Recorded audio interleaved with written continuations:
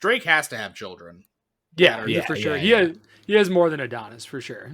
Yeah, 23andMe is going to go fucking bananas soon. Good morning, good afternoon, and good evening. Welcome back to another rendition of the Bros and the Berg podcast. If you're a returning viewer or listener, we appreciate you spending another hour and change with us as we discuss some absolutely abhorrent takes. If you're new and you've seen some of our content floating around, maybe you've seen us on TikTok, you've left a nasty comment and you just want to see what the whole full form episode looks like, we appreciate you tuning in. My name is Ryan Doyle. I'm the co-host on this podcast. I'm joined by the man in the Hornets background, and if you can't hear him, you're about to hear his voice, Robbie Bergstone.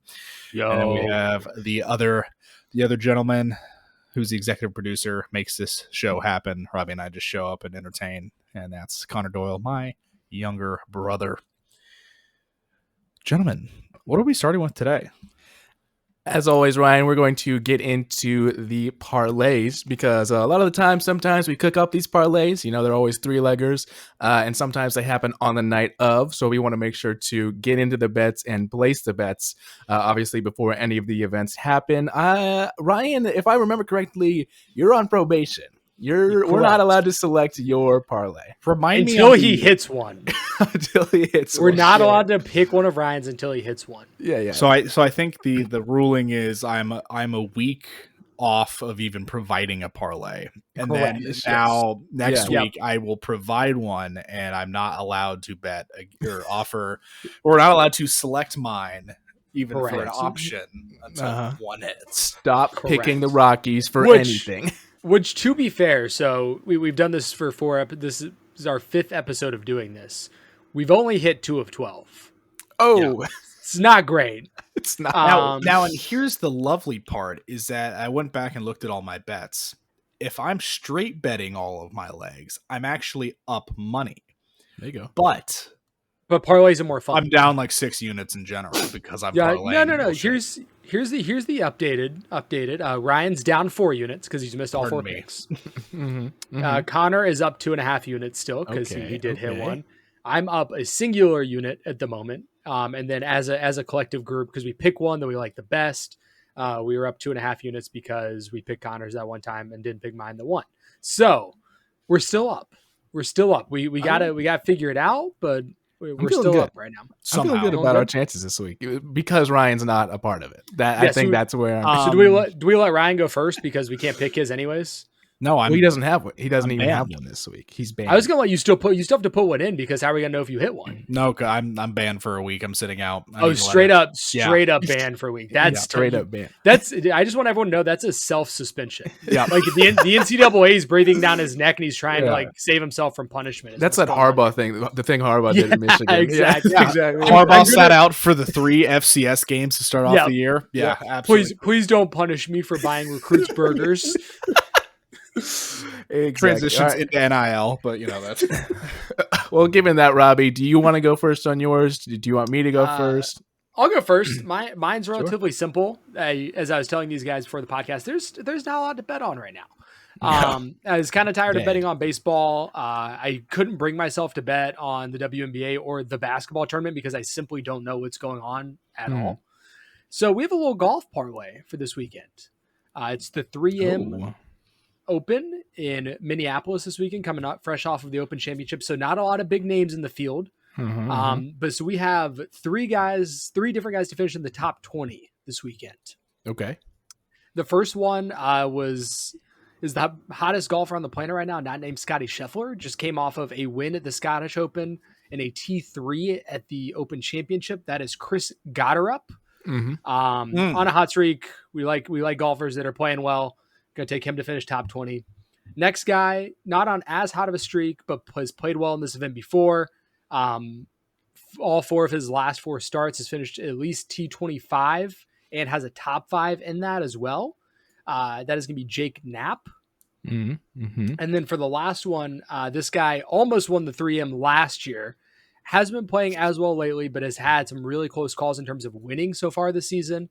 Like I said, almost won this tournament last year. That is going to be Max Greyersman. So all 3 of those guys finished top 20. That's the parlay. That's parlay. That's simple, man. It's right. Plus 1-1-2-2. There you go. Okay. It's Ryan, really any it's really thoughts? simple. Is it not that Scotty, hard? I not necessarily a specific thought on the parlay because I'm sure he did his due diligence and he's locked in and dialed, and this is free money for anybody who decides to follow. But I watched a short form video the other day on Scotty Scheffler versus your 401k and over the last 2 years and how much better it is to bet on Scotty Scheffler to win every golf match he plays than Yep. to like invest in your 401k. Interesting. Which All right, I was guess- better and by how much? It was by like 500% or some shit. It was ridiculous. Oh yeah. So I guess we'll move on to mine, gentlemen. I will fully admit there's been a bit of a snag in my parlay as that a game has currently the first pitch has been thrown. And mistake. unfortunately, well, we are 30 minutes past when we were supposed to start this recording. That's a good point, man. We're yapping. Yeah, we were talking a little. But we can still make a live bet. That's always a possibility in the game. So here, I'll go through what it was and what the odds were. So, my first leg was that the LA Sparks cover 6 against the Connecticut Sun. In the WNBA, the Sun have 3 wins on the season. They are an atrocious basketball team, unfortunately. The Sparks only have about 9 wins, so they're not that much better. But the Sun are like so bad, and I do not see how the Sparks don't end up covering at least 6 against them. Next, so this is. I do have to warn you that they played the Sun. Was that 2 weeks? They ago? only beat them by 4. I think that's and that was it. And that was at home. That's true. But the Sun have 2 wins at home the entire season, so I'm not that worried about that. To be honest, the home and away for those 2 teams doesn't matter. To be totally honest, you say that, but that's a long travel day. You're not wrong. That's a long LA to Connecticut. So that's not a quick trip. You're not wrong. Second leg, so this is the game I was referring to that has already thrown the first pitch. It was the Texas Rangers versus the Athletics. I had Corey Seager to record 2+ total bases. So maybe we can see if we can make that a quick live bet. And then my last one was the one that was the biggest leg in terms of odds. Is I have in the Padres versus Cardinals game tomorrow, I have no home runs being hit in that game. Both teams are in the bottom 10 of the league in home runs per game. They haven't scored a lot super recently. And, I liked the odds there, and I just wanted to take it. So in total, that parlay came to plus 1480 is what that parlay came to. The Sparks leg makes me nervous. I get it. And I do have some. I mean, it's good news if you'd said this parlay before the game started, Connor. But Corey Seager does already have a hit tonight. Oh, so that line has moved considerably. He's 1 for 1. I don't know exactly what he got, but he does already have a hit. Brutal. Well, Robbie, because of that, I guess let's take yours. Let's. So for next week, this is the first time we've taken my parlay. Okay, we'll take yours. For next week, we'll look at Golf mine. expert. Like if I was successful, because I did have this before the Likely Rangers story. and Yeah. Yeah. We'll go with Robbie's though. We'll go with the golf. He knows a little more what he's talking about in terms of golf. So we'll go with that. That sound fair, Ryan? We're going with Robbie. That was a double as well. So that leg actually is. Oh my gosh! GG's. All right. All right. Like we said, we'll be back next week to check back in on the parlays. Ryan is still on probation, but it's part 2. He'll present his parlay, but he won't be able to select it. Yeah, I'm gonna be so dialed. He's giving himself a week to get dialed. I like it. I think that's a good move. Yeah. Hopefully the Rockies are not involved, but there's no guarantee of that. Whoever they're playing, Rockies to win. Okay. Oh God. They're gonna be playing. They're gonna be playing the Dodgers. They're gonna be playing the Dodgers. They might actually be. All right, we're going to get into our next thing here. We make it a little bit of a rotation in terms of the leagues that we're doing this under, but we're doing a head coach blind ranking. Started off with the NFL. We went to college football. We did NBA. We're going to make the circle back around, and we're going to go. We can do this 3 times with NFL and NBA. So we're going back to the NFL. We're not going to do hockey. No, outrageous. Because I know nothing about hockey. Yeah. So we're going to go back to the NFL. If you haven't been here before, I give them 10 names. They alternate, and they're kind of doing a together list of trying to rank the coaches in the 10 spots. So I have the 10 names here. I can't remember who was the first one to go last time. I think it was me. I think it's back to Ryan. All right, Ryan. NFL head coaches blind ranking. Is this not including the other 10 that we've done? Correct. So those 10 are completely off the board. Those 10 are off the board. Can't So that helps a little bit. But He would said help that he said that if earlier. I almost went and did research on who was in that list so I could remember, but I didn't. So. I didn't either. So to me, that means nothing. Do you want me to tell you, or do you think? No, we'll figure it out. Okay. All right. We won't. That makes it more fun, though. You know, you don't know who's coming. All right, number 1, Ryan, Ben Johnson. That's a good one to start off with. It is. Chicago Bears head coach. He's never been a head coach. Yeah, We haven't seen him coach a single game as a head coach. True. I feel like if it's a head coaching list Mm-hmm. and he has no experience, you put him at 9 because I think it's fair. I always gotta leave 10 open for it's someone I really don't Dan like. Quinn again. Number 2, Robbie, Matt LaFleur. I started off really well. I feel like, and honestly, the Packers have still been solid every year that he's been there. Just hasn't been able to get them over the hump. Let's put LaFleur at. I keep putting these coaches I think are good but not great too low. I'm gonna put LaFleur at 3. Oh wow! Okay, it's all right. We got Matt LaFleur at 3. He's got 100. He's got 100 games coached, and he has a 67% win percentage. That's pretty solid. But he's only 3-5 in the playoffs. Yeah, that is tough. the issue with LaFleur. Yeah, That's tough. All right, number 3, Ryan, Shane Steichen.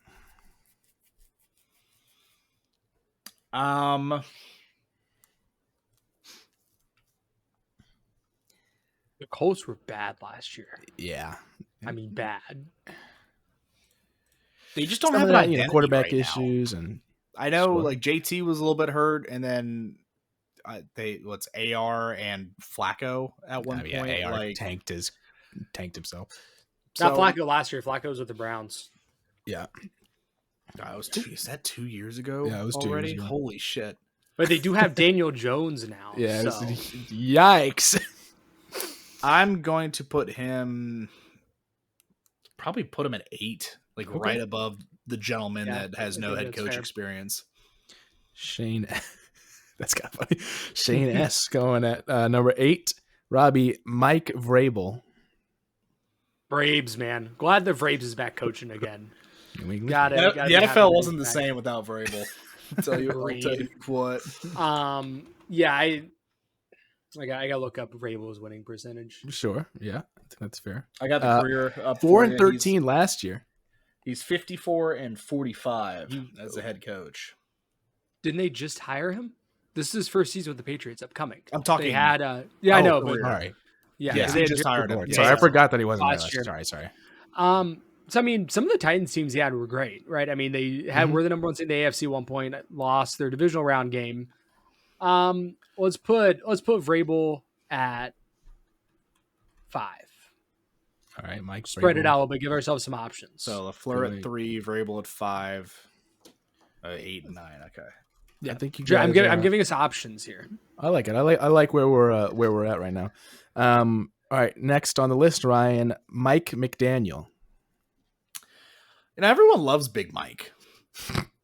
Big You Mike. know, and Great personality. Yeah, great personality. He just for as much attention as the Dolphins get in this mastermind of a head coach, they're 28-23 and have lost both of their playoff games that he's been a coach in. Right, yeah, it's been tough to potentially. I think a lot of people would be put him way higher just because of potentially He's also gotten Tua murdered. I mean, yeah.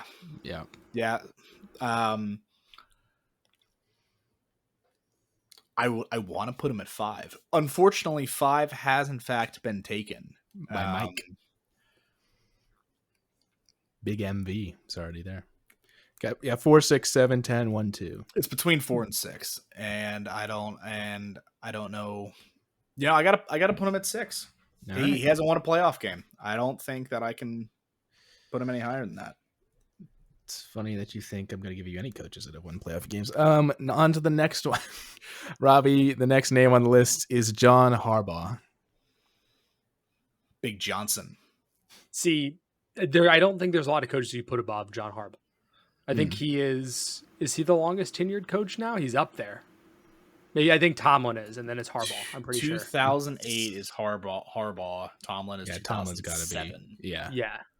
Which is crazy that he's only been one less year than Harbaugh. That's wild, Right. actually. I would never have guessed that. I'm gonna put Harbaugh at 2 Okay. because I know of one name that we have not said yet. That, wait, did we do Andy Reid last time? We did do Andy Reid last time. Oh crap! Yeah, we did. And I'll who let we you did put. I'll let you today? throw him at 1 if you really. I'm gonna want. put him at 1. All right, we're Yeah. gonna put him at 1. We're gonna put John Harbaugh. Dude's got a at Super 1. Bowl. I mean, how many even dudes on current coaches have Super Bowls? Yeah, Not a lot. exactly. It's like Exactly. 6. All right, Ryan, your next name on the list, Kevin Stefanski. Big Stefanski, huh? Cleveland Browns head coach. Kevin Not a place you want to be. Let's just put it out there. Like when you Yeah. hear yourself as a coach, Mhm. is the Cleveland Browns where you imagine your career would be? Not anymore. Not I mean, anymore. you still get to be an NFL head coach, and you physically can't do worse than Hugh Jackson. Like, there's you can't do it. So, like, that you got that there's going no for you. expectations. Yeah. Exactly. God, he's really been with the Browns since 2020. Yeah. How many quarterbacks have they gone through it during that time? Don't ask that question. Well, he was the one that kind of ran Baker out of town. Yeah, They also had 3 wins last year. he's got 2 AP Coaches of the Year awards. How And- crazy is that for a coach that's had a losing record? And also, That's like, crazy. Wait, That's what I'm saying. That's nuts. and also, I mean, he's been hampered by the Deshaun Watson trade. of Like, course. Yeah. there's no one expected Deshaun to be that bad. So he's not 2.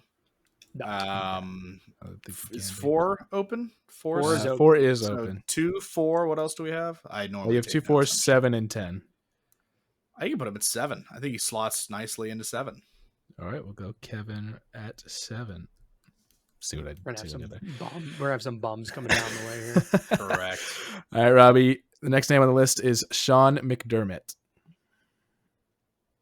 Another guy that can't win a playoff game. Just cannot. I mean, I guess say that he's won playoff games. Can't beat the Kansas City Chiefs is how I should put it.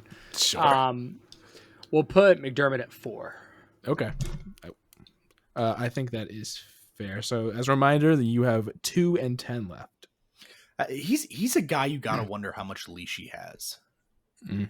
I mean, again, in terms of low expectations, the Bills. right, but like, and I'm not saying he's wasting it. That's not the right term. But Josh Allen is not getting any younger, and he is like, Bills are 7-7 under McDermott for like playoff games. Like, There's been some pretty serious roster mismanagement around Josh Allen, especially the last 2 years. I agree. That's why I'm saying, like, how much does McDermott shoulder of that responsibility, kind of thing. Yeah, I think that's an interesting. I mean, he's just like, and granted, maybe some of it's because the division he's in is for the most part so bad recently. But he like consistently gets 11 to 13 wins this season, Yeah. so it's kind of. All right, next name on the list. As a reminder, the only spots you have open are 2 and 10. Ryan, second to last name, Kellen Moore. Man, not a spot I want to be right now. It's a tough look. And I don't think he's 2. Yeah, he has to be 10. It has to be 10, and it's disrespectful to Kellen Moore. Great OC. We'll see how he pans out as a head coach. But yeah, no, he's we got to slot him at 10. How many new I say new head coaches as in how many head coaches is this going to be their first season with their teams? It seems like a lot this year. Do you want me to count? If you We have Aaron Glenn for the Jets, Mhm. Kellen Moore for the Saints, Mhm. Liam Cohen. I Yeah. don't know if I've heard that name before. I'm going to be Not familiar with his brutally game. honest. No. For the Jags.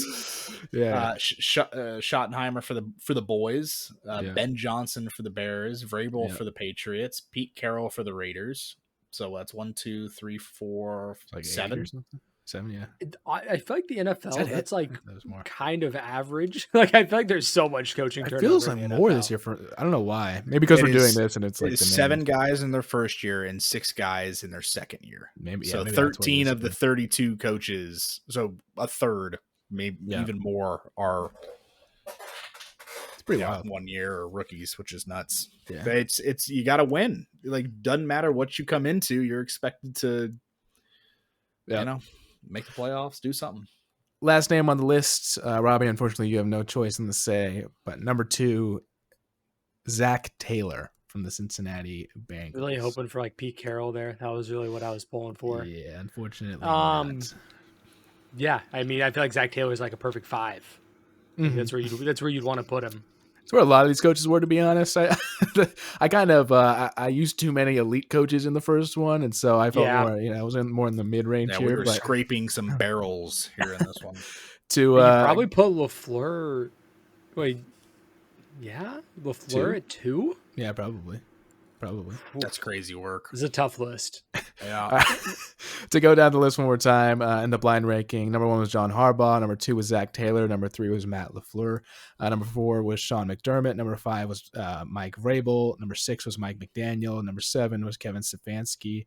Number 8 was Shane Steichen. Number 9 was Ben Johnson. And number 10 was Kellen Moore. Maybe McDaniel a little higher, I think. I actually don't have much of a problem with that list outside of Zach Taylor being too high. Yeah.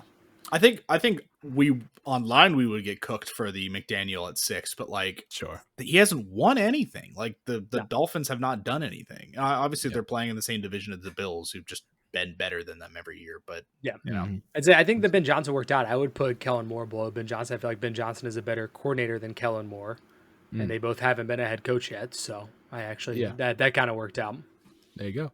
All right, moving on. We are getting into some news here. A lot of, trying to find news in the dead off season of sports. It's a little tough, but I do have to, in the coming weeks, obviously just before football season starting, it's almost August. We're going to have our college football playoff predictions. We're going to have our NFL playoff predictions. We're going to do fantasy football. So stick around. The next few weeks leading into football season, going to be crazy. Can I just say about college football and our TikTok comments that it just reaffirms my hate for the teams that we talk bad about, because their fans are so insufferable whenever we say something bad about their teams. Correct. It just reaffirms everything that I believe. So notice how I didn't post the Penn State clips. I need to do that because some of the things that you guys said about the Penn State coaching.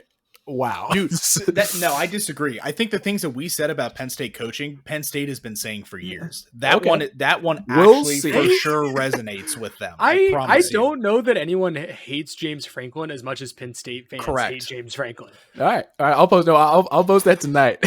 If you ever go to the college football subreddit after a Penn State Ohio State game, my god, it is always two game season every fucking year, and we go 0-2 of them. Franklin can't win a big game. Like, if I had James Franklin never would have made a 14 playoff. Never. The 12-team playoff benefited James Franklin more than any other head football coach in the country. All the shit I said about like Notre Dame and all that, like if I said that exact same shit about Penn State and James Franklin, that preach. That's what it would have been. Like, they're carrying Ryan around on a throne. All right, but like I said, stay tuned for all that in the coming weeks. I'm sure we're gonna have some hot takes for you, and we love talking about football. It's our favorite thing to talk about, so we'll get into that. But to get into some NBA news real quick, Damian Lillard finalizing a 3-year, $42 million deal to return to the Portland Trail Blazers. Happy trails, Dame. So bro's making $14 million next year to rehab his ACL on top of what the Bucks still have to pay him. Because the way that the Bucks got rid of him, they still have to pay his salary basically. So he's just making a bag next year to rehab the Achilles. It's good for him. Honestly, I can't even hate on it. So Dame's the opposite of a ring chaser. He is just gonna chill. Fair. Yeah, it's interesting because I feel like obviously he went to the Bucks to chase a ring, and now I guess he's like I'd rather just get a bag. How old is Dame now? 35, something like that. He would have been a perfect fit on the Clippers. Yeah, 35 is right. I know. And that's a 3-year contract. He's 38. 38. Like maybe he could still sign a vet min on a championship contender at that point and try to chase a ring, but surprised he went 3 years. He must really like Portland. I mean, he must like enjoy the and culture there. Him. Yeah, they love him. So get CJ back there. CJ's not doing anything. Like just you guys like reunite. Run it back. Like just have fun, man. It didn't work 10 years ago. I swear it'll work now. They got Drew Holiday back too. True. Like, Drew, like dude, just run it back. That's an ultimate like chill team. Like, like they're just chilling. The vibes on that team are high. Shit, it's gonna be Unk Ball. No, we're gonna talk about Unk Ball here in just a second. We haven't gotten to that yet. Speaking of Unk Ball, we got to talk about the Los Angeles Clippers. Chris Paul is rejoining the Clippers for what he has announced is going to be his final retirement season. Just after Bradley Beal announced signing with the team on a 2-year, $11 million deal. Dude, we've been making the joke that the Clippers team would go crazy in 2016 for like a while now, and now it's actually absurd. Like they actually like whoever their GM is has just been playing like NBA 2K like 16 for like way too long. He's like, these are the best guys. Like these are the guys I want to run with. Like this is it. Ryan called the Warriors a retirement home. Holy crap! It's the Clippers, man. The wrong California team.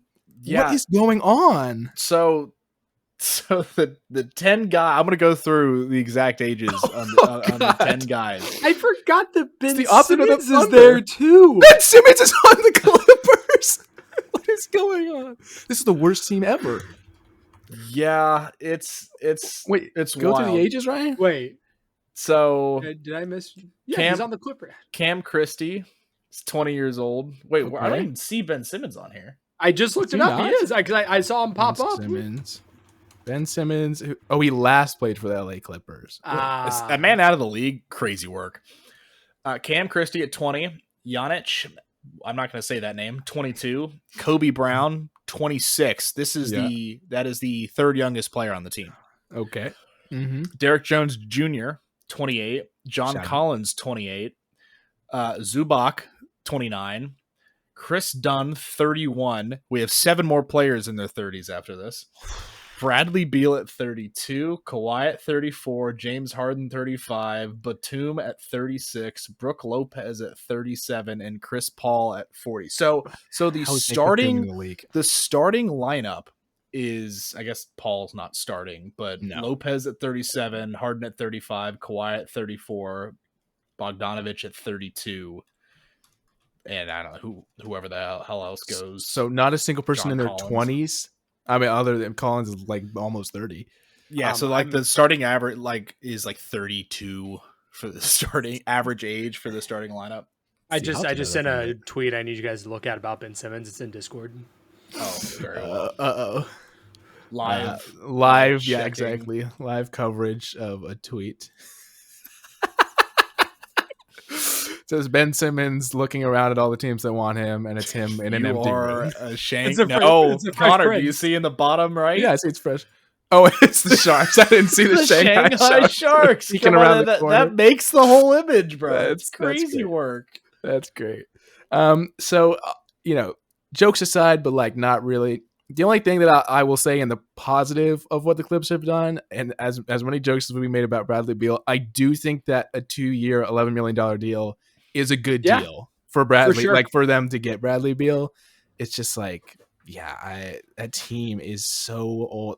How is that team? If you legitimately think that like that's going to be a successful playoff team, they don't. I don't understand that, because you cannot have those guys that are that age holding up in the playoffs. You just saw the youngest team in the league just won the NBA Finals. Like, are you starting Chris Paul at the 1? No, you can't. He can't play that kind of minutes. Then who?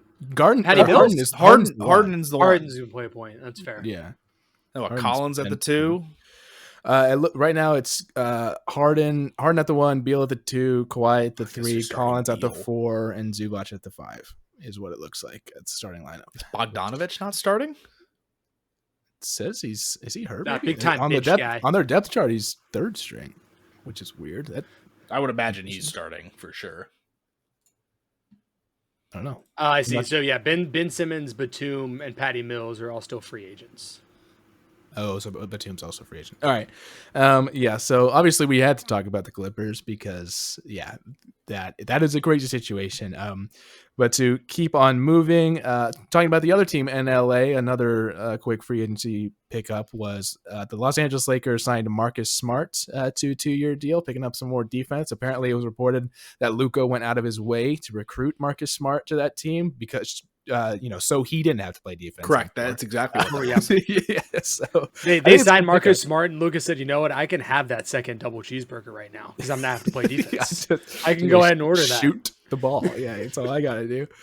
So I think that's a good pickup for the Lakers. It's not monumental. It's not a huge shift, but he's always a good defensive presence. So, and he can, as opposed to the Grizzlies, where maybe he felt like he had to score in some instances because there weren't as many playmakers, he can just straight up focus on defense on the Lakers. He can just, go super, super hard there. So going on to the best thing out of this entire podcast, we're talking about the Charlotte Hornets. The Charlotte Hornets are your 2025 Vegas Summer League champions. Robbie, I'll let you have the floor here. Yeah, I just want to apologize to Con Knipple. I was not familiar with their game. No, I was. I know it's only the Summer League. However, he's basically the next Larry Bird. Not an overreaction. Whoa! Not an overreaction.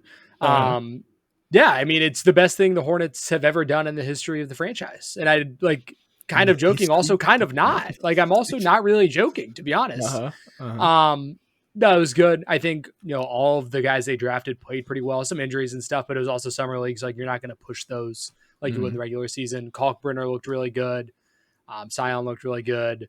PJ Hall, who I think was an undrafted free agent, also played really well. So will it translate to the regular season? Probably not. These guys are all really young, but I think Concanipple is probably still who I thought he was. However, seeing him play well in the summer league does give you some hope that maybe he can become a full-time starter in the NBA and give you those quality minutes. So we'll see. But yeah, it's the most exciting thing that ever happened in the history of Charlotte Hornets basketball. And just came out the tweet today that the Charlotte Hornets fan shop is going to have Summer League champion t-shirts, which is an immediate purchase for me. That's not even, not even thinking about that. It's immediately being purchased. So shout out the Hornets. You talking about that being one of the best things the Hornets have ever done, it gave me an idea. We'll do it in a future episode. We're gonna rank the Charlotte Hornets first round draft picks, and we're gonna rank. That's horrible. You're gonna put me through that? Now I think we should do a Charlotte Hornets all time starting 5. Oh, can I pick Kimba 5 times? Sorry, yeah, that's about it. Sorry, I'll take Kimba, Muggsy Bogues, Alonzo Mourning. No, Alonzo Mourning. No, LaMelo Ball. No, I'm not on it. You're not taking LaMelo? Nope. I already have 2 guards. Okay. I need La fuck you 3. What are we talking about? Michael Kidd-Gilchrist, obviously. Yeah, oh my God. yeah. You got Larry Johnson's got to be on there. Alonzo Mourning, Muggsy, Kimba, and I'll take Frank the Tank just for funsies. Muggsy is better than LaMelo Ball.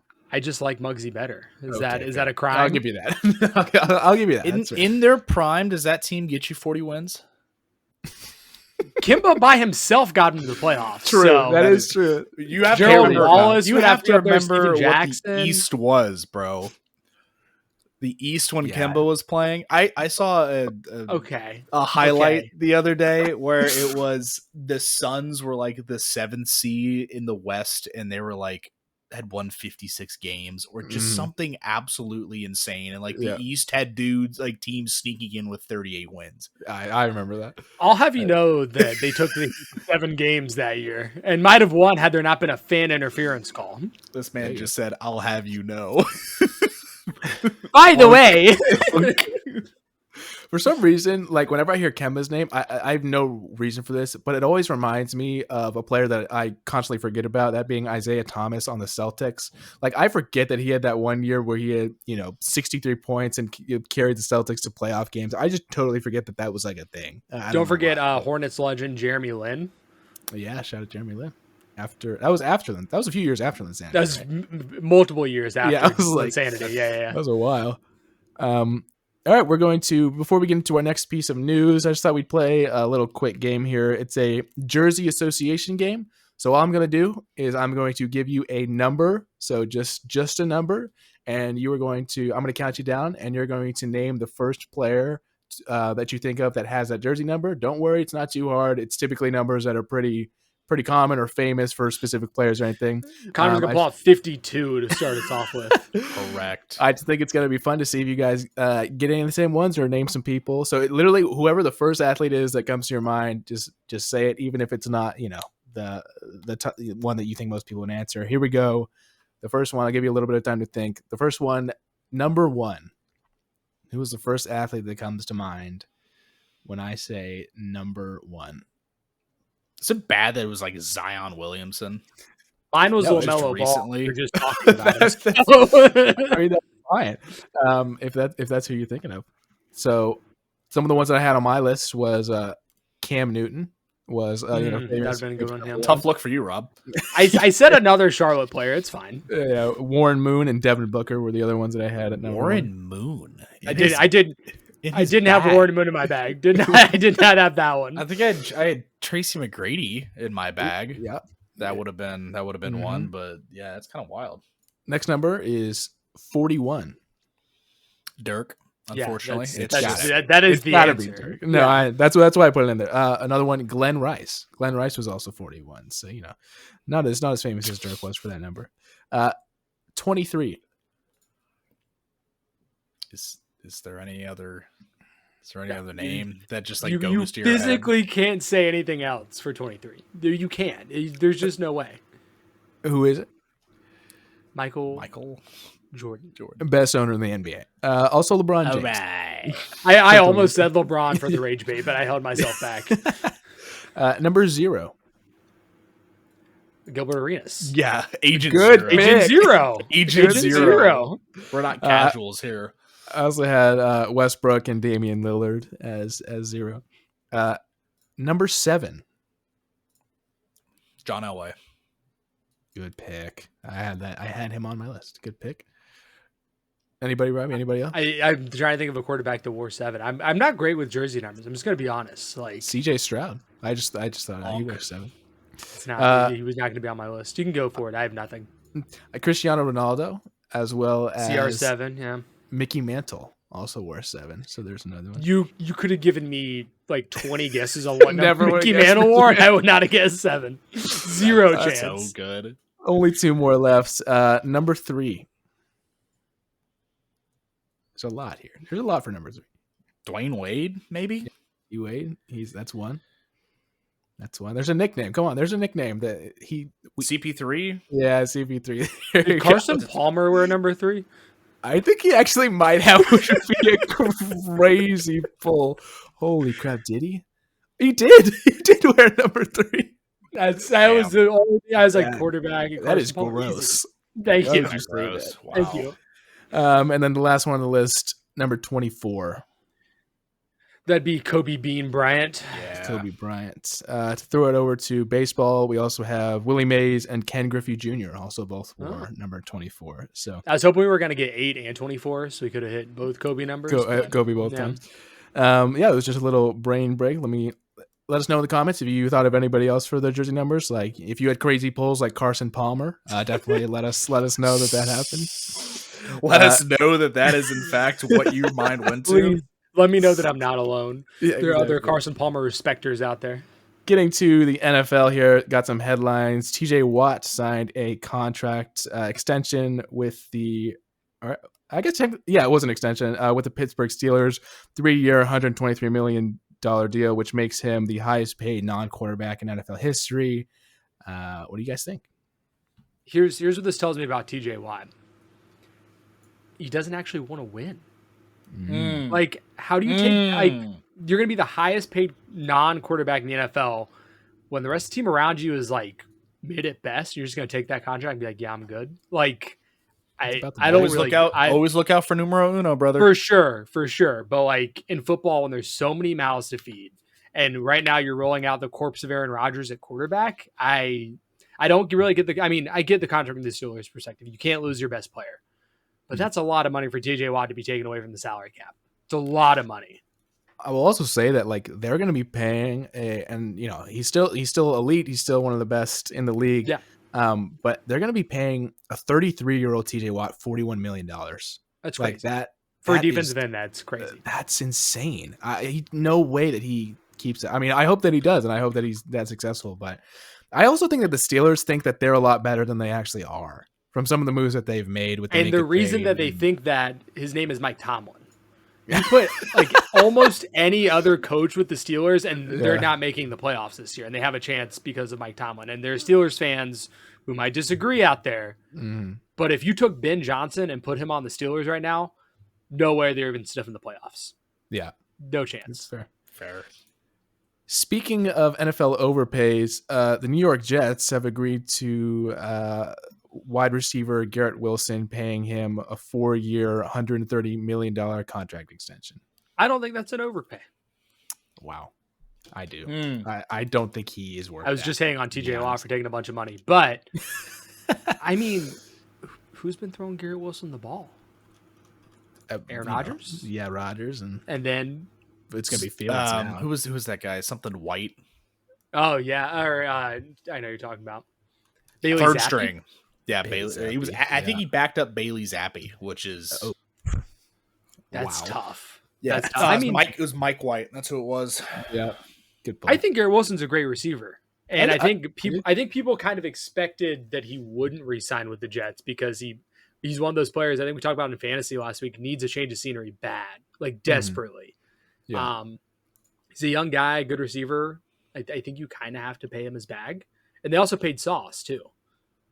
True. You got to pay your cornerstone corner. Especially when this is only their second contract. I mean, these are still early in their career. Yeah. Like, They're I think still you young. have to. I get it. I don't know if he is. I don't know if he's the fifth highest. Like, he should be the fifth highest paid receiver in the league. I just don't know if that should be. I just don't know if he's at that level. Fair. I'm not denying that he's great, and he's the Jets need to retain him. I mean, I think also Justin Jefferson, Jamar Chase completely reset the receiver market. So I think you'll see other guys continuing to get that number up. I think that's fair. Let's talk a little bit about the Cleveland Browns, one of our favorite topics, along with the Los Angeles Clippers. They have so I'm going to read this report word for word. The Cleveland Browns have a slew of quarterbacks on their roster heading into training camp, and head coach Kevin Stefanski is hoping to figure out which one will be the starter shortly. Quote, I think the big thing for me is putting our guys in position where we can evaluate them, end quote. Stefanski told reporters on Wednesday, quote, I think they did a great job in the spring, all four of those guys. We'll continue to put them in some situations, but ultimately we'd love to make a decision sooner than later, end quote. Just as context, when he says four guys, so Watson was just placed today on the PUP list. So he is not going to be within consideration of the starting quarterback job. He apparently has said himself that he intends to be back before the season starts. A lot of people think that that's not true. A lot of people think that he's going to be injured for longer than that. But the four people that they're making a decision between are Joe Flacco, Kenny Pickett, Shedeur Sanders, and Dylan Gabriel. That's a list. There's an old saying that, if you have two quarterbacks, you don't have a quarterback. So if you have four quarterbacks plus kind of another one, you don't have a quarterback. I had the most kind of smoke I've seen behind any of them is actually Dylan Gabriel. I've seen a couple reports come out that he's really impressed them, and through the kind of involuntary mini camp, they threw some stuff at him. He took it, had no problems. So going into the full training camp, they're expected to kind of give him some more things to look at, more things to think about, give him a little bit more of the playbook. So he's the one I've seen the most smoke around, which I think is really interesting, other than Shadeur's tires when he's speeding down the road. But it'll be interesting to see who starts for the Browns. It's how hard is it to not be a dumbass? Like you're finally getting your opportunity. I'm going on an unk spiel. But how hard is it to get your opportunity? You're getting in the league. You're fighting for your starting job. And you're just being a fucking head ass when everyone kind of expects you to be a head ass, and you're just doing it just to prove them right. Like if you're Shedeur, you had all these mock drafts. You go into the first round, you get drafted in the 5th round. You only drop that far because of character concerns. I think there were people who weren't sold on him as a quarterback, which is fine, but I don't think he drops below the 2nd round if not for the character concerns. And you have to know that if you're him. Yep. And then you go out and act like a dumbass right after that happens. I don't get it. I really don't. You say that. I mean, Robbie, don't you have firsthand account of LaMelo Ball just peeling out of the whatever the all-star LaMelo Ball? But has he been pulled over? That's a good point. That's a good point. Is it illegal if you don't get caught? There it is. No, my favorite thing about LaMelo is still no. there. Like they were flying to Atlanta for the game. Like, well, like how long do you think it takes to drive to Atlanta from Charlotte? It's like, I don't know, like 2 hours. It's like if you're driving how fast he does, probably actually, yeah, that's about right. If you don't know, it's more like 4 hours. So he was not really over. The man is going at least 100 down 85. Yeah, correct. Continue on the NFL. So this isn't an official decision yet. This is from the Jacksonville Jaguars, but reportedly they are attempting to use Travis Hunter on both sides of the ball on offense and defense. They're running him in both offense and defense reps. The cornerback coaches apparently love him. The wide receiver coaches apparently love him. So apparently the Jaguars, it looks like they're going to try to play him both sides of the ball. Is that really news? I think it is. I don't think anybody thought he was going to. Do we think there's any way they traded up for him without Sure, the they intention did. of playing him at both positions? Like I did. There's no way. Like I don't think you give up that capital unless you thought that you could have, a starter at two different positions and an all-pro probably at one. Yeah, I think that's kind of expected, but we'll see how it goes. I think it's going to be hard for him to do that for an extended period of time. I mean, the narrative has been probably his entire life that he can't do both at the next level, right? Like I remember hearing that even in 8th grade. When you get to high school, you got to pick one side of the ball, right? And when you get a guy as good as him that has been playing at that high of a level, I'm sure there's just doubters the entire time. I'm super excited to see. And I too. And everything you hear about him is just like how hard he works and stuff too. So if there's anyone that could do it, I think it's probably Travis Hunter. Like I don't think anyone has a bad thing to say about Travis Hunter. Like if anyone can do it, I think it would be him. I'm with Ryan. I think that'd be so cool in the NFL regular season to like see him on both sides of the ball and actually like make him play. I think that's awesome. But it's just so hard. I think it tells you a lot too that a lot of NFL teams were torn on if he's a better corner or wide receiver. Yeah. And it's because he's so good at both. Like you legitimately can't decide. Like that says something when NFL scouts can't even make that decision. Yeah.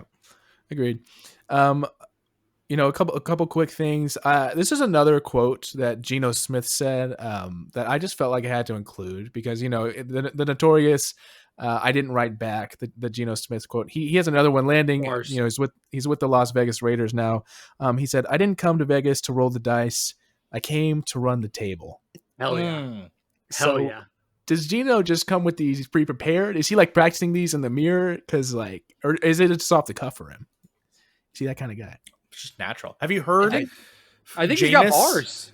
It's like Jameis. Like some Jameis is true. Pre and post game interviews. Like he says the most wild, hysterical shit. Geno is like a slightly more polished Jameis. I fully agree with that. It's a good take.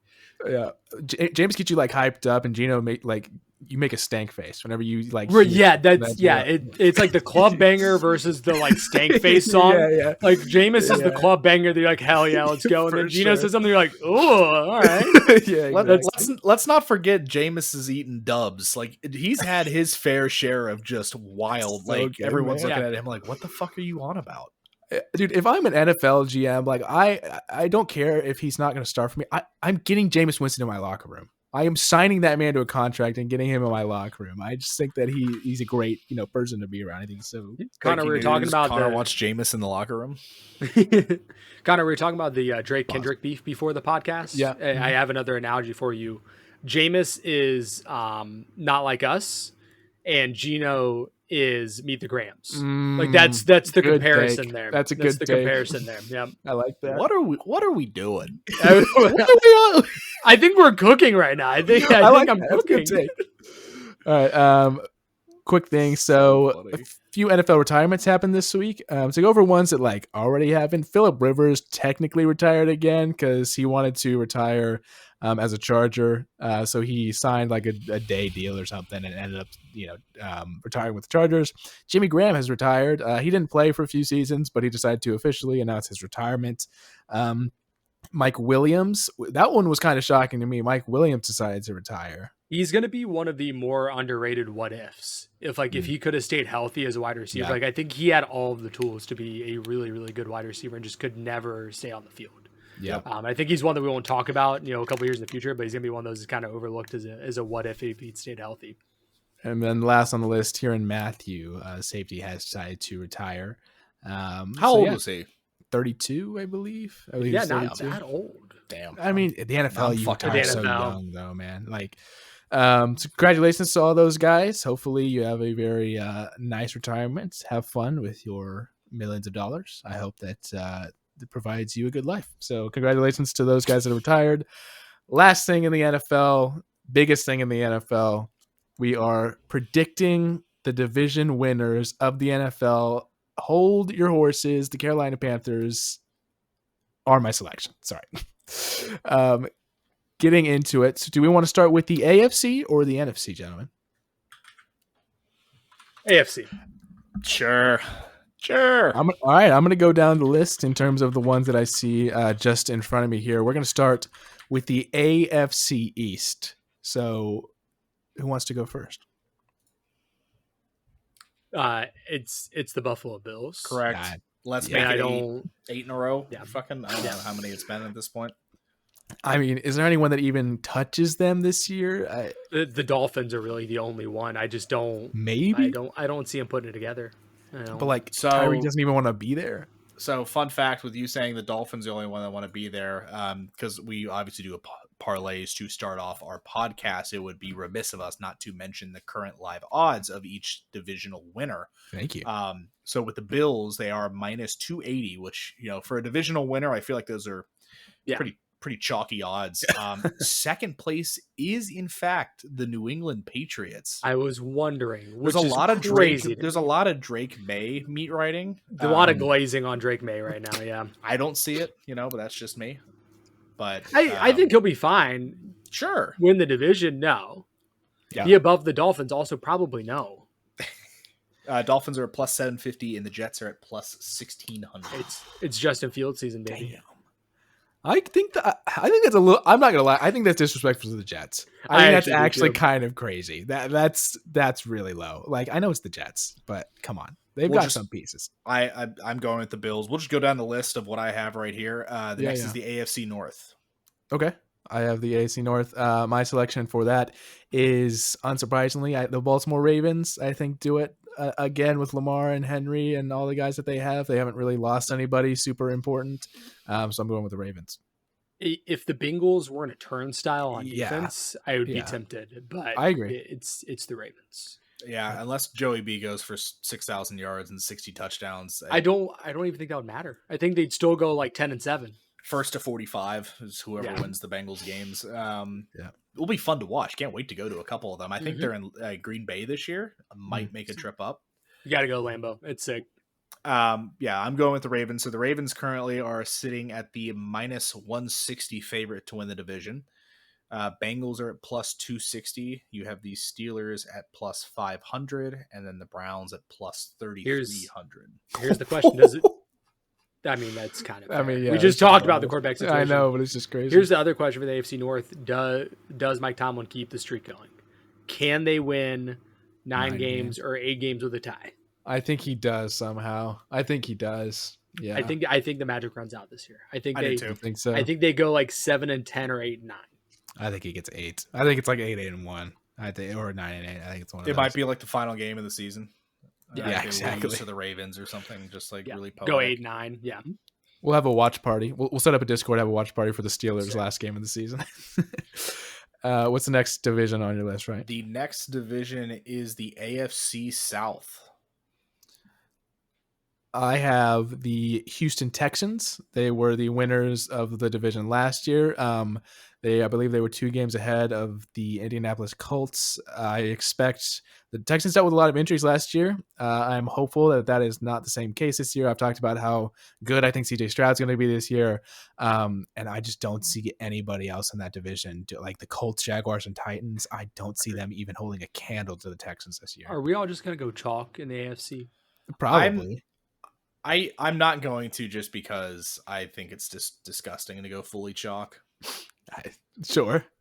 I'm taking the Texans. I have no faith in any other team in that division. I have just a little bit of faith in the Jacksonville Jaguars. Why?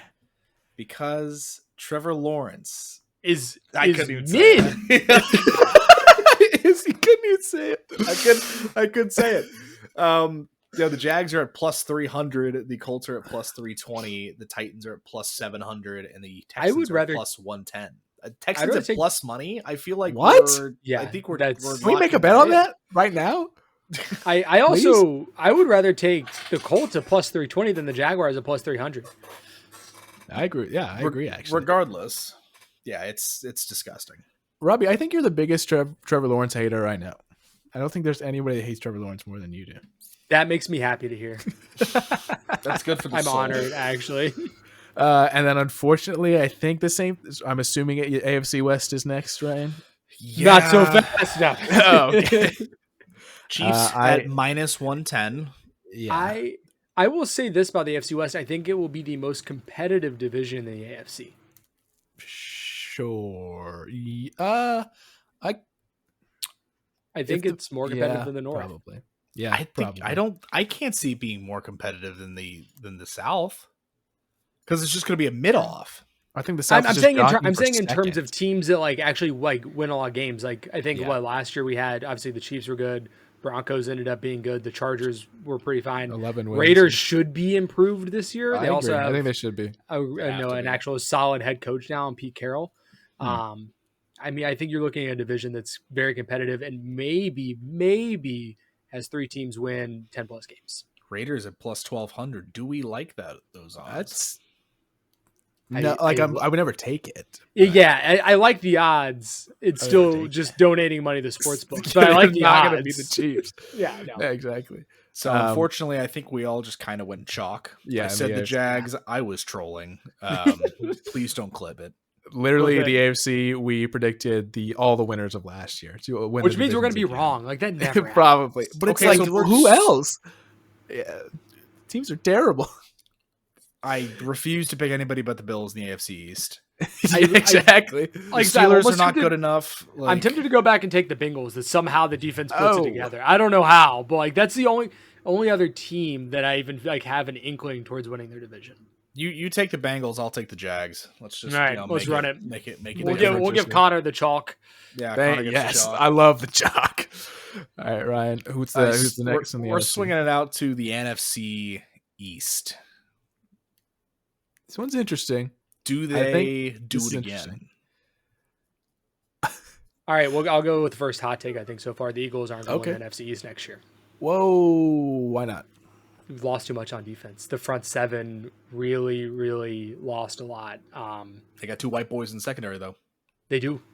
And he's a corner, not a safety. Don't talk about Cooper DeJean like that. People. I was talking about Blankenship being a safety. He's a safety too, isn't he?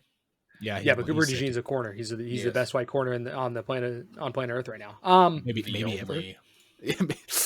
Yeah. I'm gonna throw you guys a bone. I think Jaden Daniels has not I wouldn't call a sophomore slump. I just don't think he has the same year he had last year because I just don't know how you replicate that. I'm gonna take the boys. No. I'm gonna get crazy. What are you talking about? Dak's gonna rebound. We got the boys. I'm gonna do it. Why? It can't be worse than me picking the Giants like 2 years ago. Physically can't be worse than that. I forgot about that. You did do that. That cannot be worse than that. Listen, someone's got to go out on a limb here. It's going to be me. I appreciate it. And it's not going to be me. Unfortunately, I am picking chalk. That's just the kind of guy I am. I am going with the Eagles. I do agree. I think Jane Daniels will be very good this year. I don't see him having the success that he did last year. The receiving core, McLaurin and all those guys, and Samuel, only getting older. I'm feeling like 9-8 for the Commanders. It's kind of the number I'm feeling. 12 wins is not going to happen again for the Commanders. Nope. I do think the Eagles will be in double-digit wins, and I think that will be enough to get there. Because if I think the Commanders are 9-8, I think the Cowboys are 8-9 or whatever. The Eagles are going to have double-digit wins. So the Commanders will also have a harder schedule this year because they finished second in the division last year. True. That will make their schedule a little bit tougher as well. So very true. Did you know the Cowboys last year were 2-7 at home? Yes. That's crazy. That is so bad. We're really bad in Jerry World. Who you got in the NFC East, right?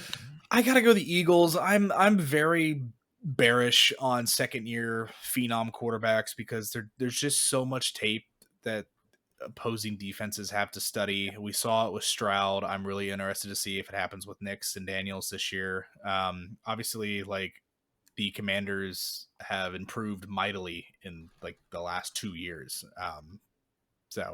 But I think the Eagles are still too talented to not win this division. Current odds: Eagles at -135, Commanders +210, Cowboys +550, and then the lowly Giants at +2400. The Cowboys at +550 is not bad. Like that's, but like I wouldn't be shocked if the Cowboys finish above the Commanders. I don't think that's scorching. Connor's like below the Giants. I just hate all the way down. I just hate them so much. That's all it is. They just suck. All right, Ryan, tell me it's a division that I have not chalk. I have 2 divisions I'm not chalking in. So NFC South. That is one of them. NFC South, I'm taking, you know it, you love it. I'm taking the Atlanta Falcons. I love Michael Penix. Yeah. Big Penix guy. It's exactly true. I think that the offense has a lot to offer this year. You saw it with Penix at the end of last year. They obviously caught their groove a little more when they put him in, and with London and Pitts and everything. I think the defense has improved a little bit. They're a little older on the defensive side of the ball, I will say, with the Falcons. I'm not saying it's going to be easy. I think that Baker can lead the Bucs to another probably 10-win season, but I think the Falcons have the opportunity to maybe sneak in there with a tiebreaker of some sort. It's the Bucs, baby. Okay. They're the favorite. Baker Magic. Yep. They didn't get any worse. I don't believe in Penix. Like, why not? Saints are bad. Panthers are slightly improved. I still think the Bucs get it done at 10-7 this year and make it an interesting wild card game. I'm not even going to pretend to be unbiased here. I'm just not even going to do it. Come on. 9-8 is good enough to win this division. And that's what I said the Panthers are going to do. So why would I not take the Carolina Panthers to win the NFC South? 9-8 is good enough to win this division. And we walked through the schedule. 9-8 is attainable. It's there. Yeah, I agree. I like that. Carolina Panthers. Not even going to try to be unbiased. So this is the only one that we've had three separate teams in. So I like. Yeah, it's because you get to be the king of shit mountains. So. Yeah. Damn. Ryan. Let's take it out to the NFC North. Real quick. So the South odds: the Bucs are at the favorites at +100, Falcons at +230, Panthers at +350. That's crazy. Whoa. What does Vegas know? What does Vegas know? And Saints at +1300. Yeah, they're gonna be. I think the Saints are gonna be like atrocious. Bad, to be honest. Bad, really buns. So unfortunately, I will once again be going chalk in the NFC North. I'm going with the Detroit Lions. There is no way on God's green earth that Minnesota is hitting 14 wins this season. That will not happen. And clip me when inevitably I'm wrong. They get hit 15. They're not going to hit 14 now. And this no is. way. It's actually it's not. It's not the tightest division in terms of odds spread. Yeah, but it's very close to second. It's a super close second. No way the Vikings do that again, and I think the Lions are, easily better than the Packers, obviously better than the Bears, and everybody's healthy again. I mean, the only reason, obviously the Commanders kind of had a miracle run last year, but a lot of that was due because the Lions had so many injuries, both, mostly on the defensive side of the ball. All those guys are back. All those guys are healthy. They have, as much talent, if not more, on offense. I don't see how Detroit doesn't end up winning this division. All right, so I went home last time, so we're going to be very logical here in the NFC North. These are all average to above average to great teams that all have question marks. The Lions lost both coordinators this offseason. True. Which you can say, obviously, they have all the assistant coaches, some of them I'm sure left as well. I don't know off the top of my head. But they're the most talented team in the division. The Vikings, you don't know about J.J. McCarthy. Ryan does. Yeah, I do. He's ass. Yes. You don't know about J.J. McCarthy. Otherwise, the team is very good. Yeah. The Green Bay Packers, do they have a wide receiver for Jordan Love? Is there going to be that guy? 5 wide receiver twos. Yeah, exactly. Do they have the guy that'll step up and be the guy for Jordan Love? And then the Bears, obviously a lot of new pieces still coming in, still building around Caleb Williams. Do they take a big enough step to support Caleb Williams to becoming the quarterback that everyone seems to think he's going to be? Still haven't seen it myself, but everyone thinks he's going to be that guy. So even though they all have question marks, I think they're all at least an average team. The Lions to me have the least amount of question marks. I'm gonna take the Lions. Robbie, I think you're just a quarterback hater, man. I think you just hate quarterbacks. Correct. Ryan, they're all trash. You going with the Lions, Ryan? I want to believe in the Packers.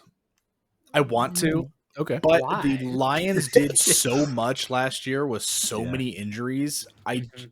That's right. Aiden Hutchinson's back this year. Right. Yeah, they played without him for what, like 90% of the season? He got injured super early. It's like week 2. Like it was early. Yeah, really early. I forgot how early he got injured. Yeah. I forgot about that. So I'm gonna go chalk. I just think the Lions have the most talent in the division, and there's nothing wrong with betting on the team that has the most talent when they have plus odds. The Lions are sitting at plus 155 to win the division. Packers at plus. Yeah, it's. I'm make a parlay on these odds. I'm thinking of like a little Lions Texans parlay. Can we actually do that? I would like to do that actually. We'll take a look. Lions are plus 155. Packers are plus 250. Vikings are plus 270. I'm fading that with all my heart. And the Bears at plus 550. The Vikings are not doing it again. I refuse. No, they're not. They don't have Sam Darnold, so how could they? Exactly. It's so true. So, obviously, the last division, the NFC West. I want to hear what you guys. I hate this division. I have my take. I want to hear you guys first this time. It's not the Cardinals. I don't think it's the Seahawks. Sam Darnold, can he catch lightning in a bottle again? My concern, I'm a big Sam Darnold guy. I have his MVP card laying around here somewhere. Because they made a card where he's like an MVP candidate with the Panthers. Don't know why they did that, but it exists and I own it. I don't think the offensive line of the Seahawks is good enough to let him do what he did last year. So it's the Rams or the 49ers. The 49ers are coming up to a fork in the road. Mm-hmm. You have two of your best skill position players getting older in Christian McCaffrey and George Kittle. The defense is kind of up and down these days. They have moments where they look great and then others where they don't. And the same thing with the Rams. A lot of aging. Matt Stafford's getting up there. But I'm going to take the coach that I trust more, and I'm going to take the Rams and Sean McVay. Because Shanahan is a choker. I got a take that neither of you are going to like. What's that, Connor? Give me the Arizona Cardinals. That's crazy. I'm taking. Hold on. One of the worst takes I've ever heard. This might rival me taking the Giants. This is rage bait. This might be rage bait. Okay. Here, I'll start out with this. Kyler Murray had a very quietly good season last year. As long as he doesn't have to play when COD's coming out, he's fine. Exactly. I think Marvin Harrison Jr. takes another step up. Obviously, we saw how much we saw how much of an impact that Trey McBride, made last year for Kyler Murray. I think people are underrating. Josh Sweat was one of the best signings of the entire offseason for the Cardinals on that defensive, kind of coming off the edge, everything like that. I think their defense is pretty solid. They were 8-9 last year, and I think that was kind of in a phase of rebuilding to where you can finally become a consistent, solid team. I think the Cardinals have the opportunity to, maybe hot take. I think they have the opportunity to get 11 wins next year. I think there's an opportunity there to get 11 wins next year, and I think it'll happen. I think the Arizona Cardinals are going to win the NFC West. Insert toilet sound for that take. I'm going with the Niners. Fair. I mean, talent. That's fair. I think, again, most talented team in the division. They were hurt a lot last year. They're a year older, but they're not washed quite yet. Yeah, I agree. I think we go with them. Odds currently, the Niners are a tiny, minute favorite at plus 170. Rams are at plus 175. Cardinals plus 390, and the Seahawks are at plus 550. So this is mathematically the closest division in terms of odds for a divisional winner. It's a gross division. It's just no two ways about it. It's kind of a gross division. It's a good way to put it.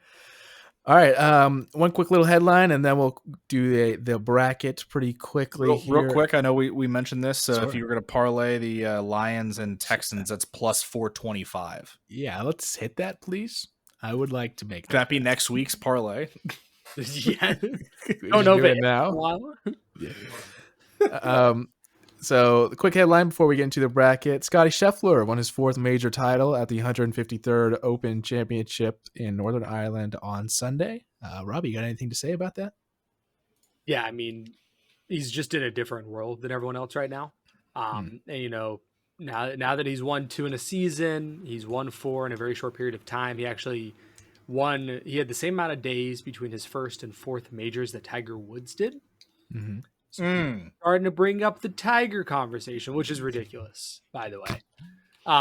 But yeah, I mean, he's on a different level. He needs just the U.S. Open to complete the career Grand Slam. Next year at the U.S. Open on Sunday will be his 30th birthday. That's just storybook right there. I think he'll get it done faster than Rory did. The stat about Tiger, though, so I think they were both like around 1,200 days between their 1st and 4th major wins. Connor, what do you think Tiger did in his next 2 majors after he won his 4th? Did he win them? He won both of them. Yeah. So, Scotty's incredible. I think Scotty will keep winning majors. I think he will get up close to 10, but he will not be in the same realm as Jack or Tiger. So, there you go. That's my take. There you go. There's a take right there. Golf take. I think it's a very reasonable take. I mean, Tiger from the years of 1999 to 2004 was like the greatest athlete on the planet. He won 4 majors in a row. No one will ever do that again. Never. Like, as good as Scotty is, like, the gap between him and the field is much smaller than the gap. And I know who he has to thank for that is Tiger Woods.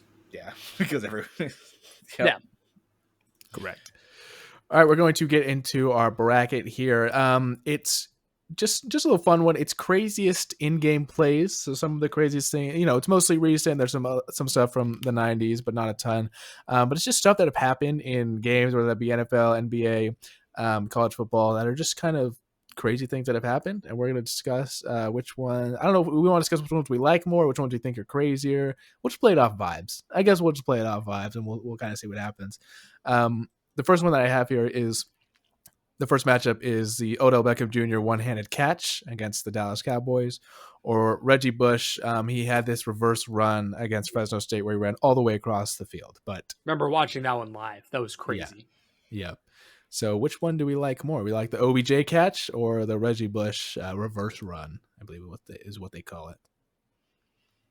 Did you change up the bracket from what's in Discord? He did. Yeah, he most definitely did. Oh, I did. I did a little bit. Sorry. Yes. Agonizing. I did a little bit. Unfortunately, I was watching the OBJ catch live as a Cowboys hater. So that one is very much like in my head. So I'd probably go with that one. And the fact that ESPN played it for 3 weeks straight. So it's obviously a great play, but like, because of the amount of times we've been subjected to watching it, it is now overrated. Yeah, I would agree with that, but I still do think it is better than the Reggie Bush. The Reggie run is incredible. I remember watching that one live. They were actually in a close game with Fresno State at that point. He broke that off, and just it was done after that. But yeah, OBJ's play is better. But just have to throw it out there because I'm tired. I mean, it's a great play, but like, do I need to see it every single football season? No. Yeah, it's fair. So yes, unfortunately, sorry, I have changed the matchups here, so most of these will not be the same anymore. I have the Minneapolis Miracle or the Minnesota Miracle, the one where Stephon Diggs, jumped over the defender essentially, and the Miami Miracle. So the lateral in 2018 against the Patriots. It was kind of a wild play. It's a wild play, but the stakes in the Minneapolis Miracle are so much higher. Mm-hmm. Agreed there. All right, that's moving on. We have did I accidentally put one twice? I guess Miami Miracle's in here twice on accident, so we'll see if it if it wins this one. Miami Miracle versus the Aaron Rodgers Hail Mary against the Lions when there was like 20 people in the end zone. and they was that the replacement ref game? No, I don't think so. There was an Aaron Rodgers Hail Mary that was on during the replacement refs. You're right. Maybe it was. I'm thinking of the. I think it was. I'm thinking of was it the Seahawks did the Hail Mary that like shouldn't have been a touchdown, but they ruled it that it was one because of those replacement refs. It was an Aaron Rodgers Hail Mary, and I can't remember which one it was, to be honest with you. Let's see if this is replacement refs. I'm not sure. It doesn't look like it. Say no, it was Seahawks Packers. It was the Hail Mary. Got it. The replacement refs. Yeah, the one. Yeah, this is the one where they caught it and ended up winning. The Packers ended up winning the game when there's like a million people in the end zone. So that one or the Miami Miracle, the big lateral play in 2018 off the kickoff, I think. I want to say the Miami Miracle because laterals are just never really supposed to happen. Like Hail Marys, they're jump balls in the end zone. Like, and Rodgers was very good at doing them. He has so many in his career. I can think of like 4 off the top of my head. And I just have like a distinct memory of like Gronk being the last guy and trying to chase down whoever had the ball. So like I think the Miami one is more. I would agree. I don't know what's technically the bracket is the symbolic or just memorable. Yeah, whatever we want. Yeah, I would say Miami. All right. Next we have the Malcolm Butler interception against the Seattle Seahawks or the Kawhi Leonard buzzer beater against the 76ers. The bounce-in shot. Damn, these are both way better than the Miami Miracle. Yeah, these are for sure. That's this is a tough matchup. Welcome to the quarterfinals. Yeah, this is unfortunate. Wow. So I think I would lean the Butler interception because of the stakes and because it was a better play in terms of like he fully read that route and he knew what was coming and he jumped the lane. I think the context behind it too, that everyone is like, give Marshawn Lynch the ball. Yeah. And then you don't, and he picks it off. I think makes it a little bit better than the Kawhi one. And let's be honest, Kawhi's had an element of luck to it. In terms of, if we're talking about just straight sports plays, it's much better. He jumped that route perfectly. Yeah. Yep. Next we have the Tyree helmet catch or the Marshawn Lynch beast mode run. This is another incredible matchup. Mm-hmm. Yeah. He went like 80 yards and was just shoving dudes to the ground. He broke like 7 or 8 tackles. Yeah, it was actually obscene. It was gross. I'm gonna pull it up. I want to watch it. And keep in mind too that was people were complaining the Seahawks were hosting that game because they were under 500 but won the division, and the Saints were, I think, had won like 10 games but were the wild cards. They had to go to Seattle for the playoff game, and then that's the play that won the Seahawks the game at home. Dude, he actually broke like 8 tackles. That's really unreal. Actual pinball. That being said, it's the Tyree helmet catch for me. Yeah. I still remember. I mean, I think everyone that wasn't a Patriots fan was cheering for the Giants in that game. So you don't want to see anyone go 18-0. That's not really fun. Lame. And just an incredible play. So I would go with that one. And there's a whole lot of backstory about that. Apparently Tyree during practice leading up to the Super Bowl was like fucking absolute bricks for hands. And like they were like taking away minutes or whatever and snaps from him. And then to go up and do that and have one of the most arguably top 5 most memorable NFL plays in history. Yeah. I mean, certainly to be one of the best teams in NFL history. Right. Like on your wild card team of destiny. Like that's you wouldn't even write a movie about that because people wouldn't believe it kind of thing. Yeah. All right. Tyree helmet catch. Moving on. Next matchup, we have the Damian Lillard bye-bye against the Thunder, or Vince Carter dunks over 7-2 Vice in the Olympics when he cleared him. He literally dunked and cleared him. I don't think people really know that Vince dunked. Dude, that it is unreal. It is a crazy play. Yeah, it's insane. Let me see if I can find it real quick. Because I mean, I want to go Vince. Like he clears him. That clip elicits way more emotion out of me than like the Dame buzzer beater. Because how often do you see another grown man jump over 7 foot. It's another 7'2". 7 foot. Yeah. Yeah, I'm going Vince. I'm also going Vince, so we'll move that on. Next, we have Bo Jackson runs up the wall to make a catch, or the butt fumble by Mark Sanchez. The butt fumble will never not make me laugh. It will never not elicit a response out of me. Yeah. And, honestly, shout out to Sanchez. I think he's actually like worn that moment with some grace. Yes. Like that has got to be one of the most embarrassing things to ever happen to like a quarterback. And he was calling a game one time, and I think they're like a running back. It was like in college or whatever. And a running back did that. He's like, "Oh no, not like this, not with me in the booth." It's like, oh, it's so good. That's great. All right, we'll go Sanchez. We'll go. But even like I do feel like we kind of glossed over Bo Jackson running up the wall. I'm gonna. It'd be great. Like I can't picture that in my head. I'm gonna be completely honest. I'm also just gonna like blame it on my age. Like, yeah, the Sanchez was just like peak. I think it was a Monday Night Football game when I was like 13 or whatever. Also, like you could tell me that Bo Jackson like killed 3 bears with his bare hands, and I'd probably believe you just because he's like that incredible, like an athlete. Like, cool, yeah, that sounds right. So. Yeah. Next, we have Michael Jordan's shot against the Utah Jazz to win, the NBA Finals, or the LeBron Game 7 block in the 2016 NBA Finals. That's a good one. It's Bron, man. Jordan pushed off. It's Bron. But Bron was saved by Kyrie. So. Okay. Well, it wouldn't have worked. One with the other wouldn't have worked. Whatever.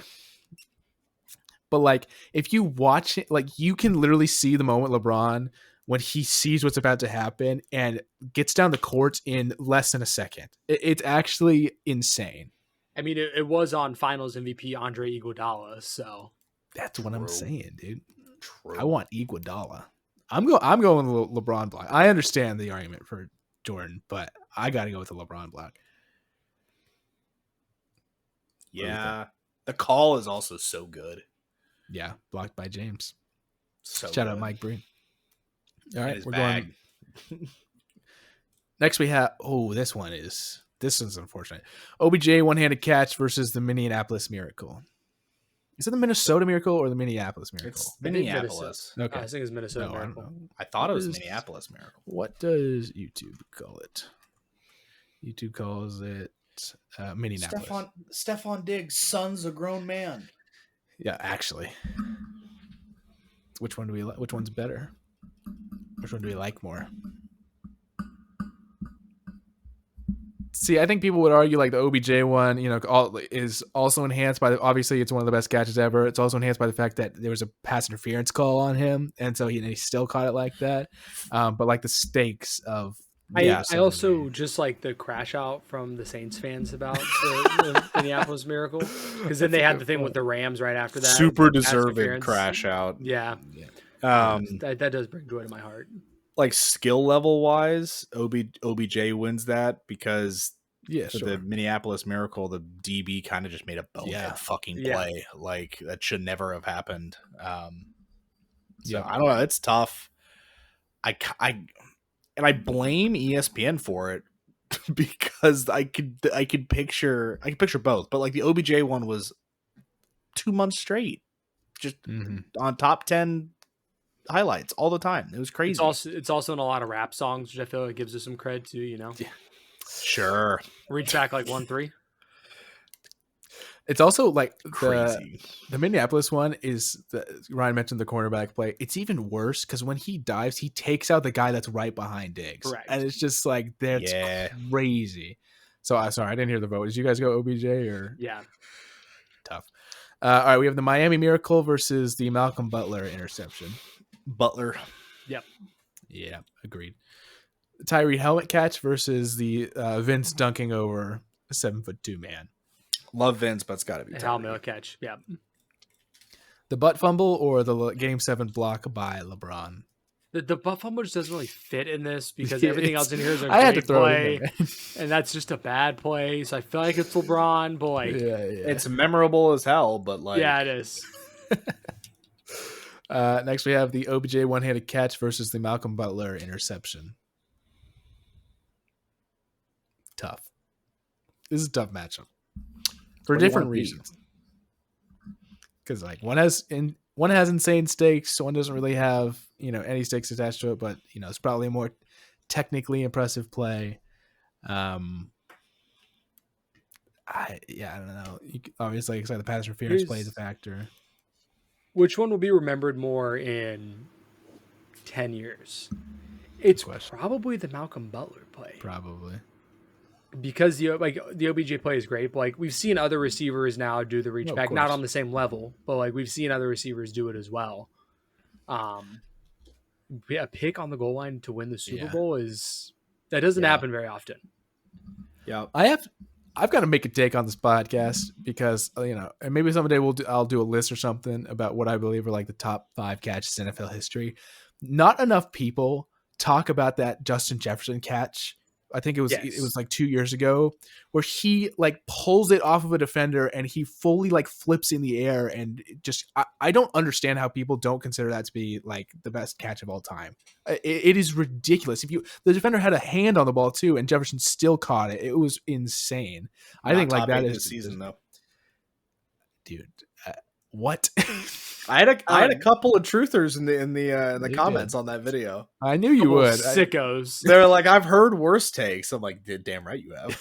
Here. They've been listening to this podcast. Tyree helmet catch versus LeBron Game 7 block. Wow, that is brutal. Both plays win a championship. Both plays win that game for their teams. Correct. Well, was Tyrese in the fourth quarter? When was Tyrese? Yes. It was in the fourth quarter. They hit that, and then he hit Plexico in the corner for the touchdown.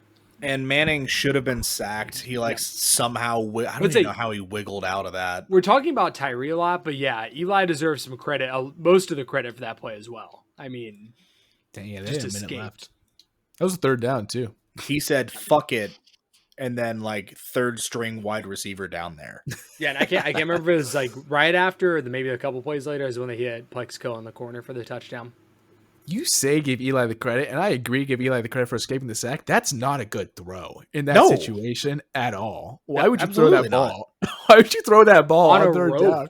On a rope. It's not. It's like there's 3 guys around him. How did that get there? Fuck you, Tyree down there somewhere. I would argue LeBron just so we have NFL NBA matchup in the finals, but I'm okay with the Tyreek catch. I don't care. I'm good either way. Can we talk about a miss on this list, Connor, that I just thought about? Sure. Where is Chris Jenkins? It's good. I didn't put it here. I didn't put it on the list, and that's a big miss. I mean, I guess we only have pro sports news, so you could say it was pro sports. True. Yeah. I mean, that's fair though. That's a fair miss. But yeah, it was all pro sports. Auburn's gonna win the football game. Yeah, I mean that's kick 6. That would have been up there too. Yeah. But like you guys wouldn't vote for that. You guys would get rid of it immediately.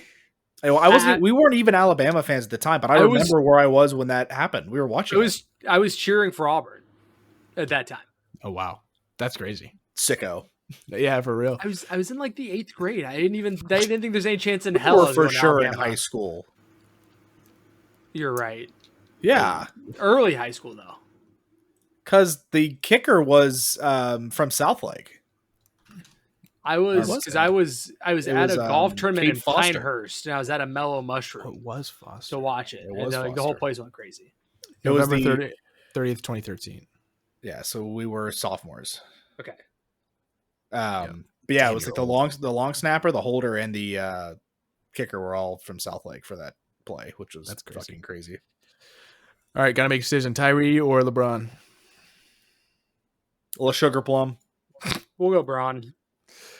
In the finals of the craziest in-game play matchup, we have the Malcolm Butler interception or the Game 7 block from LeBron James.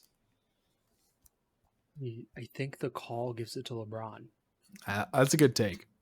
I can't even imagine the correct. The call. Yeah, what's the call in the NFL? What does he say? Who is it? Who's calling the game? Let's see. NFL Malcolm Butler I'm actually going to listen to that right now because I'm interested in it. I don't think I remember vaguely. They didn't even realize what happened. Yeah, I don't think they all of a said sudden anything. he just had the ball. Yeah. Let's see. Yeah, he waits a second because they make contact and then he doesn't know what happens, and then Butler comes up with the ball. But yeah, I agree. I like the argument of the call giving it to LeBron. So LeBron, like always, such wins our Bron match. writers, dude. It's disgusting.